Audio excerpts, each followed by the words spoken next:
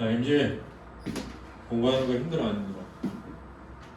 야, 공부하는 게 힘들 것 같아? 돈 버는 게 힘들 것 같아? 공부하는 게 힘든 거야. 그렇지? 그래서 공부하는 거야. 왜? 공부하잖아. 그럼 나중에 돈 버는 거 쉬워. 그렇지? 그러니까 야, 내가 공부도 했는데 돈은 못 벌겠니? 그렇게 되는 거야. 그래서 사실은 나는 야, 니네 부모님이 돈 버는 거에 비하면 지금 공부하면 행복한 줄 아는데 공부하는 거 힘들어. 힘들지 않다는 게 아니야. 근데 공부하는 거 힘드니까 힘든 걸 해야 다른 일도 하지. 다른 일도. 근데 뭐 모르겠다. 선생님이 최근에 어떤 그 돌아다니는 짤을 봤는데 그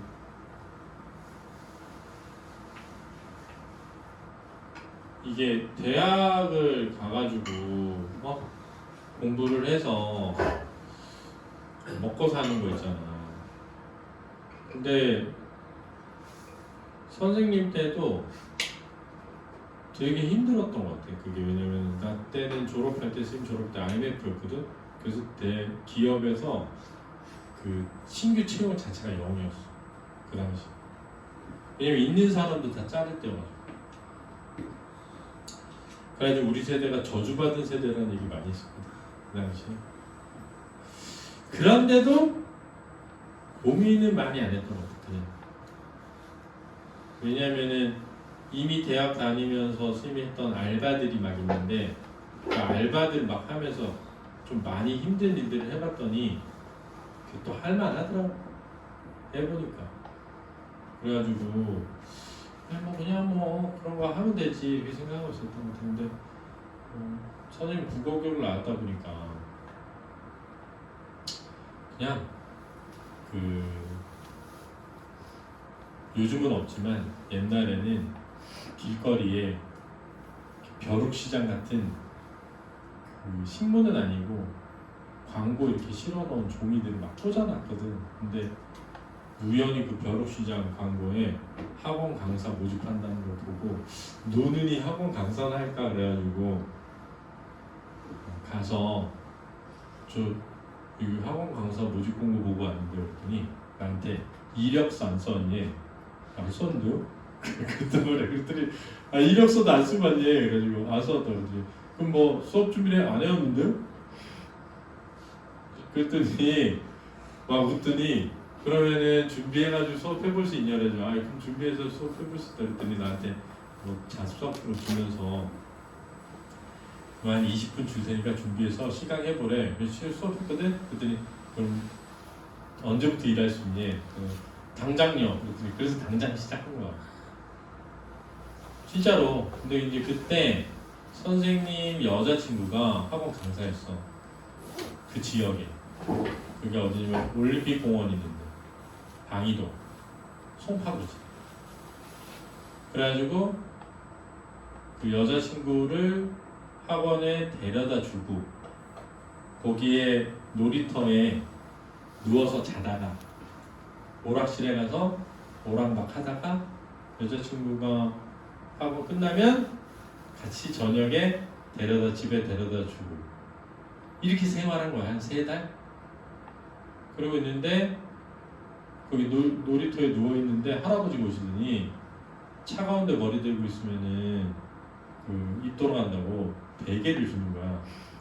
할아버지가 그 바람 넣어서 만든 베개. 그러면서 이거 그 신문지 준 거야. 그래서 거기서 내가 보고 나 어차피 여자친구 때문에 이 지역에 와가지고 여자친구 기다리는데 이때 그냥 나도 학원 강사하면 그러면 뭐 좋지 않을까? 그래가지고 한 거야. 그래가지고 그래서 내가 그때 생각났는데 지금 일주일에 2번 가고 80만 원 받았어. 첫 월급. 일주일에 화목 2번 가서 80만 원. 근데 지금 일주일에 2번 하잖아. 그러면 학원 강사들이 한 100만 원에서 90만 원 사이니까 진짜 학원 강사들이 돈을 많이 못 받는 거지. 옛날에는. 격차가 커. 격차가. 물론 잘 버는 사람 잘 벌지. 근데 이번 달에 우리 학원에서 돈 제일 많이 버는 사람 누군가 봤더니 번 돈 1,123만 원 가져가요. 강사비로 한 달 해서. 선생님이에요? 아니죠. 나는 내가 번 돈은 엄청 크거든. 약 한 2,800 정도 벌었는데 가져간 돈은 520만 원. 고정급. 쌤은 여기 대표이기 때문에 고정급 받아요. 그래서 나는 강사를 못 받아가. 그 내가 번 돈은 다 학원 운영에 다 쓰는 거야. 520만 원을 살려니까 힘들지. 그렇잖아. 520만 원 받았어. 그럼 그거 가지고 내가 세금 한 달에 내는 게 250만 원이거든. 그럼 뭐 아들 학원비 준다고 하면 150만 원 줘봐.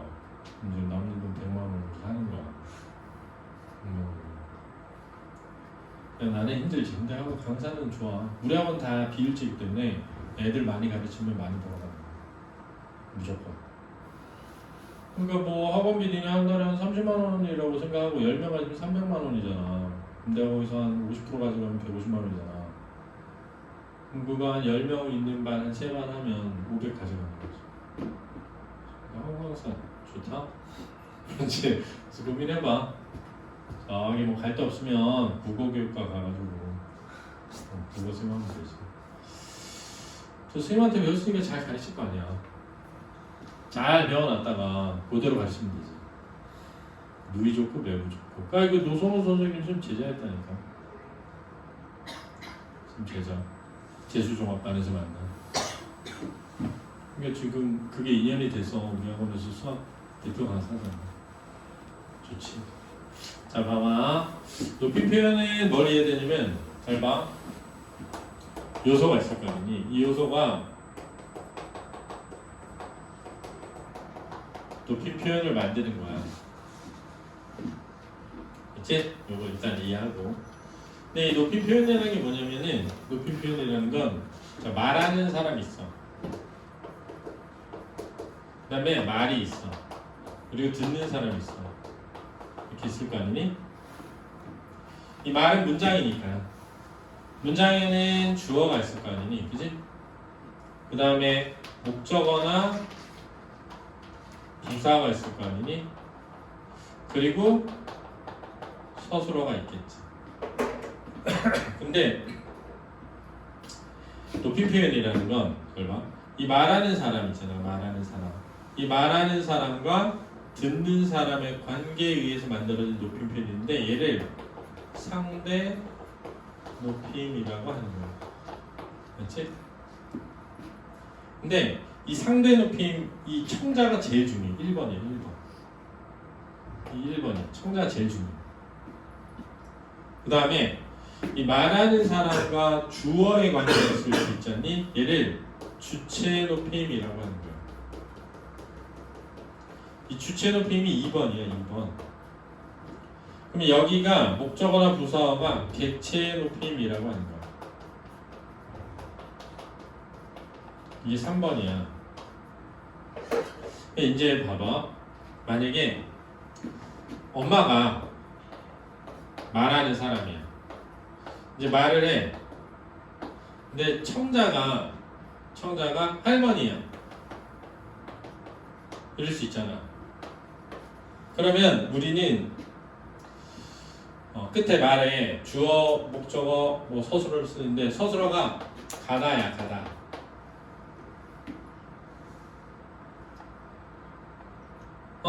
만약에 남편이, 아들이, 엄마의 아들이 집에 갔어. 그럼 아들 이름이 만약에 도영이야. 도영이 집에 갔습니다. 이렇게 잘 안 해. 집에 갔어요. 이렇게 말하지 많이. 주로 갔어 이렇게도 말해. 왜냐면 엄마가 할머니한테 높임말 안 쓸 수 있거든. 근데 갔다 이런 표현은 잘 안 써. 엄마 도영이 집에 갔어. 엄마 도영이 집에 갔어요. 좀 자주 써. 엄마 도영이 집에 갔습니다. 잘 안 써. 엄마 도영이 집에 갔다. 거의 이거 진짜 쓰면 안 되는 거야, 그렇지? 엄마 도영이 집에 갔네. 안 돼, 잘, 맞지? 그러니까 우리는 어떤 표현을 할 때 그 말을 듣고 있는 청자가 어떤 존재냐에 따라서 종결 표현이 달라진다는 거야. 이 종결 표현을 통해 상대에 대한 존중이나 친근감이나 이런 걸 드러내. 그게 의도야. 의도를 드러내는 거야. 그치? 근데 예를 들어서 내가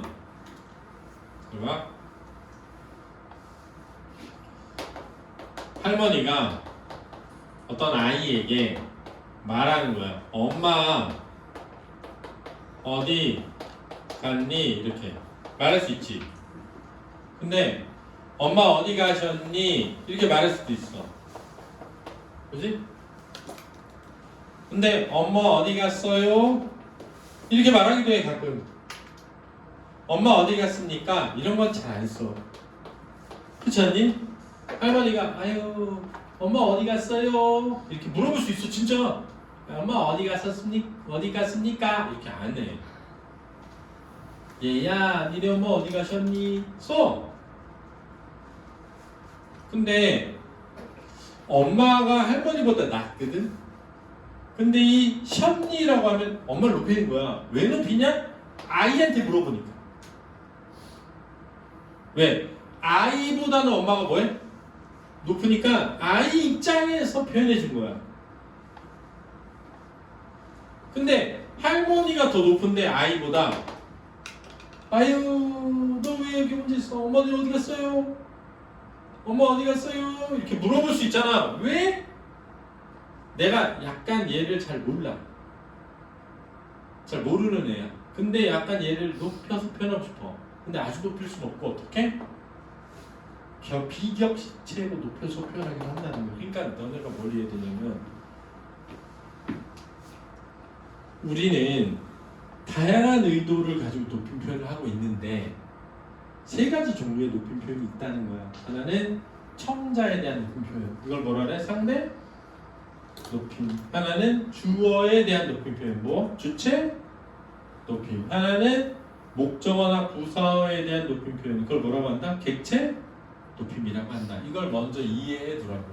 근데 항상 뭐가 제일 우선한다? 청자가 우선한다. 이거 좀 기억해 두라고. 그렇지? 그러면 이제 이 상대 높임 표현은 어떻게 표현하느냐? 주로 종결 어미나 오조사 요를 통해서 표현하더라 이거야.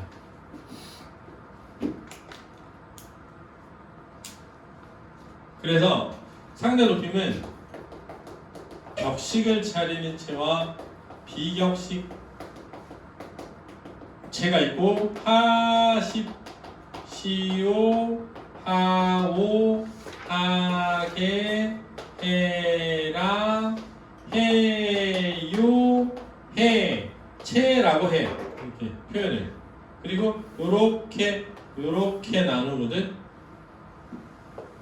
이렇게. 근데 얘를 어떻게 표현하느냐? 하십시오는 비읍니다 이런 거. 얘는 요를 통해서, 얘는 오를 통해서, 얘는 개를 통해서, 얘는 라를 통해서, 얘는 아나어를 통해서 나타낸다는 거야. 이게 뭐냐면 여기 이런 것들은 어말어미고 얘는 보조사야. 그래서 어말어미와 보조사를 통해서 상대 높임을 표현하는데 상대 높임에 이게 있다는 거야. 근데 이 어말어미 말고도 많거든. 그래서 그걸 어떻게 구별하느냐, 이제 그걸 이해해야 돼. 그렇지? 잘 봐. 첫 번째는 이 하십시오랑 해요는 선생님 같은 말에 어울려. 선생님 이렇게. 하오는 당신, 하게는 자네에 어울리는 거야.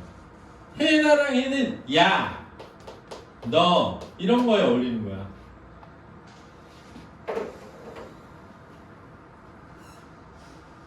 그럼 봐봐. 밥 먹냐? 이랬어. 선생님 밥 먹냐? 이상하잖아. 너 밥 먹냐? 어울리지.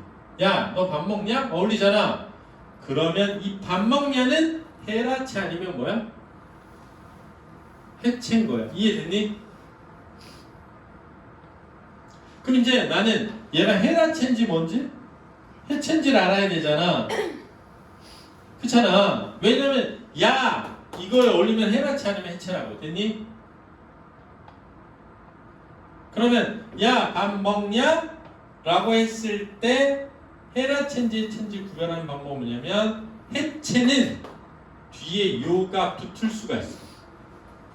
그러면 밥 먹냐요 돼야 안 돼. 이상하지? 무슨 체라고? 해라체라고. 그러니까 봐봐. 이렇게 말해서 밥 먹자. 선생님 밥 먹자. 이상하지? 야 밥 먹자. 되지? 밥 먹자요 되니? 해라체인 거야.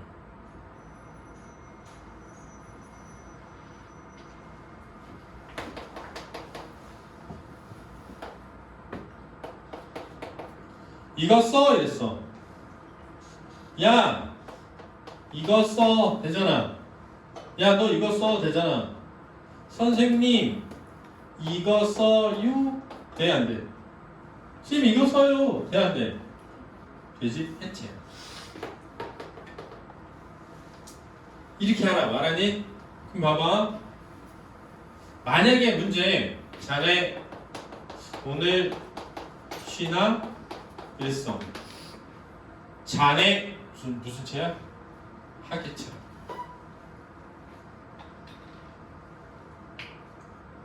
그렇지? 밥 먹세 그랬어. 선생님 밥 먹세. 야 밥 먹세. 이상하잖아. 자네 밥 먹세. 하계체. 그렇지? 이해됐어? 그래서 자 판단하는 기준이야. 외울 때 하십시오, 하오, 하게, 해라, 해요, 해체가 있는 거야. 됐지? 근데 얘네는 진짜 잘 안 써. 그래서 얘네가 나오려면 주로 자네나 당신이란 말이 나올 때 시험에 나와. 알았지? 너네는 선생님에 어울리면 하십시오나 해요체야. 요가 붙어있으면 해요체야. 아니면 하십시오체. 알았지? 야 너에 어울리면 해라체나 해체야. 요가 붙을 수 있으면 해체야. 아니면 해라체고. 근데 하계체도 요가 붙을 수 있어. 잘 봐. 자네 밥 먹나? 요? 되잖아. 먹나요? 되잖아. 그러니까 요를 붙일 수 있다고 무조건 해체라고 하면 안 되고, 야 너에 어울리는데 요를 붙일 수 있으면 해체라고. 알았지? 이걸 먼저 적용해. 선생님, 자네, 당신, 야 너를 먼저 적용해서 무슨 체인지를 생각한 다음에 고르라고. 알았지? 요부터 붙여보면 안 된다고. 알았지? 심지어 어떤 또라이 같은 새끼는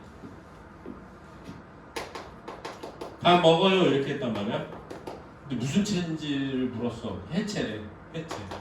그래서 내가 왜? 야 이거 선생님 밥 먹어요 이렇게 해야 되잖아. 해요체지. 그랬더니 요가 붙어있으면 해체 아니에요? 요가 붙어있으면 해요체지. 요가 붙을 수 있으면 해체. 요가 붙어있으면 해요체. 알았지? 이해됐니?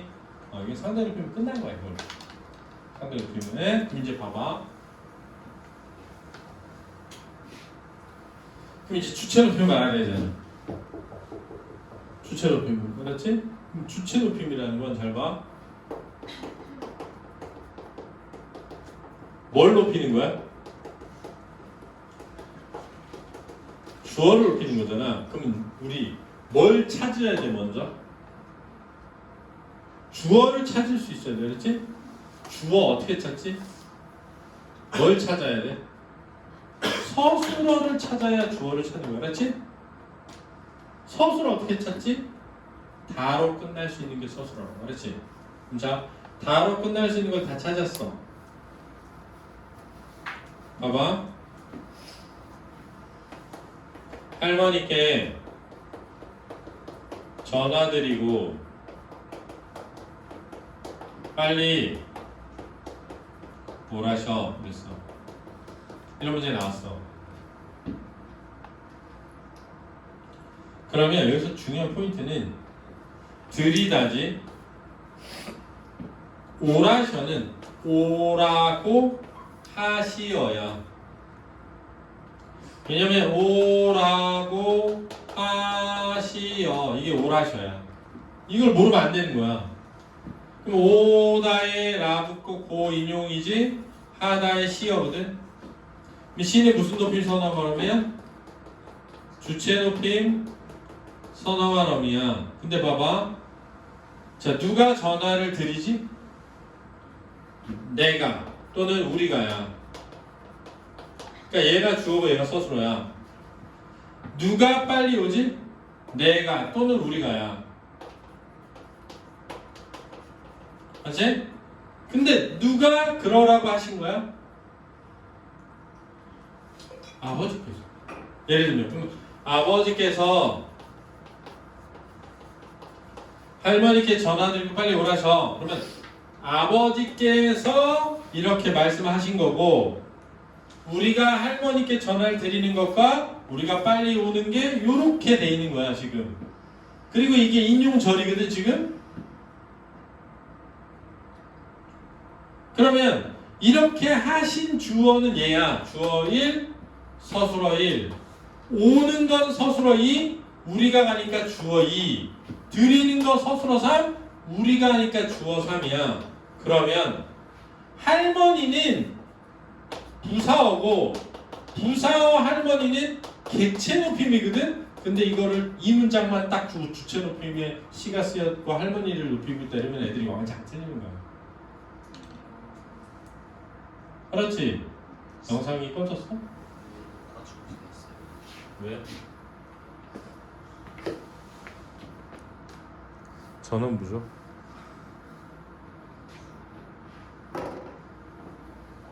충전이 안 돼서.